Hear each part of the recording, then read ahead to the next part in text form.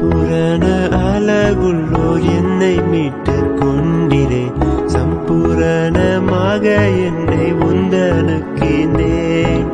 சம்பூரண அழகுள்ளோர் என்னை மீட்டு கொண்டிரே, சம்பூரணமாக என்னை உந்தனுக்கினேன்.